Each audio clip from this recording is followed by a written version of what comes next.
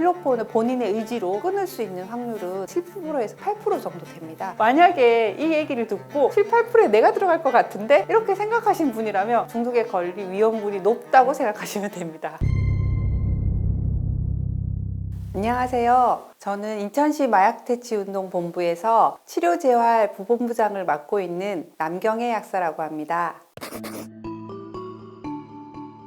여러 가지가 있는데요. 첫 번째는 처음에 시작하는 분들이요, 좀 스타트가 다릅니다. 예를 들어서 필로폰을 본인의 의지로 끊을 수 있는 확률은 7%에서 8% 정도 됩니다. 10%가 되지 않는데 보통 사람들은 그렇게 어려우니까 굉장히 끊기 힘든 약물이구나 생각을 해서 시작을 안 하는데, 만약에 이 얘기를 듣고 7, 8%에 내가 들어갈 것 같은데 이렇게 생각하신 분이라면 본인은 약물에 대해서 중독에 걸릴 위험물이 높다고 생각하시면 됩니다. 좀 잘못 알고 있는 것 중에서 대마는 쉽게 끊을 수 있고 대마는 나쁜 거 아닌데 외국에서는 괜찮은데 왜? 이거 좀 잘못된 생각입니다. 왜냐하면 미국 같은 경우에서는 만 15세 이상의 성인이 불법 약물을 얼마나 해봤냐는 질문에 인구의 10%가 넘는 대략 14% 정도의 인구가 한 번 이상 해봤다라고 답변을 했어요. 그런 사람들을 전부 다 마약류 사범으로 감옥에 넣는다. 그러면 미국 인구의 14%가 일을 못합니다. 나라가 안 돌아가겠죠. 콩나물시루가 되죠, 감옥은. 그러다 보니까 미국이 마리화나 대마를 풀고 싶어서 푸는 게 아닙니다. 법률 시스템에서 더 이상 감당할 수 없어서 좀 더 치사율이 높고 사람한테 해악을 끼치는 코카인이라든지 필로폰, 펜타닐, 헤로인 이런 쪽에 집중하겠다. 어쩔 수 없는 선택과 집중의 결과이지 이것이 단속하지 않겠다, 몸에 나쁘지 않다, 이런 뜻이 아닙니다. 그런데 우리나라는 사실상 아직까지는 법률 시스템에서 대마까지 컨트롤할 수가 있습니다. 그래서 할 수 있는 한 최대한 풀어주지 않는 게 국민 건강을 위해서도 본인 개인 건강을 위해서도 좋기 때문에 아직까지는 불법인 것입니다. 인천은 지리적으로 항만도 있고요, 인천국제공항이 있죠. 그러다 보니까 외국에서 들어오는 마약이 검문소에서 걸리는 곳입니다. 그러면은 어느 경찰서나 어느 검찰지검에서 발표하겠습니까? 당연히 인천이겠죠. 그러다 보니까 마약 사범이 훨씬 많은 것처럼 부풀려지는 경우가 좀 있는 것 같습니다. 실제로 마약에 대한 범죄율이나 이런 것은요, 인구에 비례합니다. 그래서 인구가 가장 많이 사는 서울, 경기가 가장 1, 2등을 다투고 있고요. 그 다음에 인천도 인구가 상당히 많은 도시입니다. 그러다 보니까 인천, 부산 이런 수준으로 이제 마약류 사범이 나오지, 인천만 너무 많다. 이것은 어떻게 보면 좀 억울한 면이 있다고 생각합니다.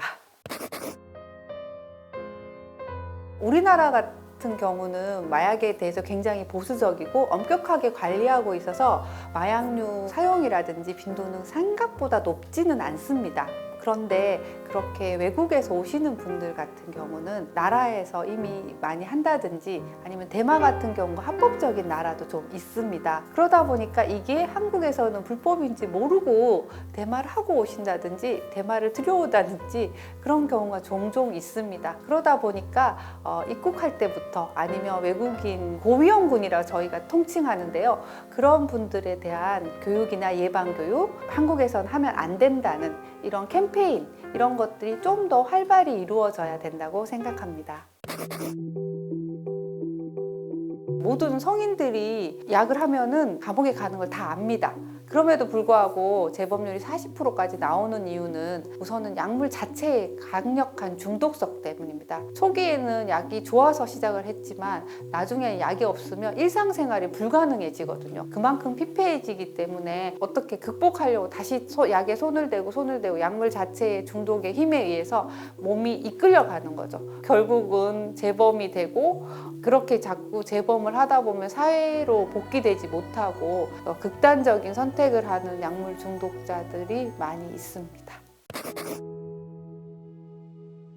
우리나라에서는 약물 중독을 치료하는 전문 병원이 있는데요, 바로 부곡병원이라는 곳입니다.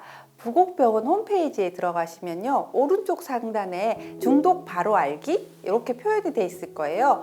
그렇게 하면 팝업이 뜨면서 본인의 약물 중독 상태를 자가 검진 체크할 수 있는 문항들이 있습니다. 그곳에서 객관적으로 본인이 어느 정도 중독 상태인지 정확하게 판별하실 수 있습니다. 또한 그곳에서는 알코올 중독 여부도 판단할 수 있으니 단순히 재미삼아서 한번 들어가 보셔도 좋을 것 같습니다.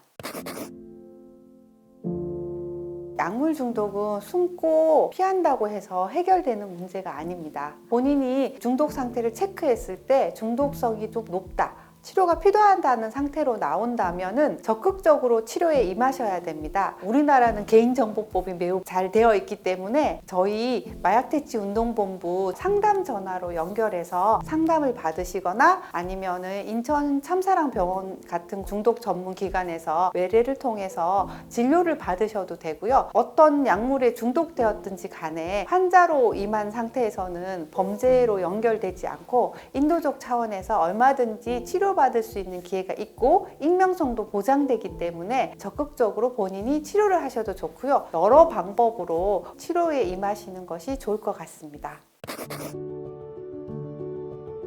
저는 항상 얘기하는 게 자연에는 질량 보존의 법칙이 있듯이 인생에서도 어떠한 결과가 있기 위해서는 무언가를 희생해야 된다. 대가 없는 법칙은 없다고 생각하거든요. 그래서 필로폰 같은 경우에는 본인의 건강, 예를 들면 1000일 동안 쓸 수 있는 양을 하루 만에 소모해 버린다든지, 그래서 필로폰 중독자들 사진들 보면은 갑자기 사람이 늙어버리잖아요. 그렇게 본인이 써야 되는 10년이란 시간을 순식간에 써버린다든지 큰 대가를 요구하는 것을 볼 수 있습니다. 인생에 공짜는 없다, 이런 마음으로 이게 몸에 좋다고 하는 게 정말 나를 위한 것인가 다시 한번 생각해 보시기 바랍니다.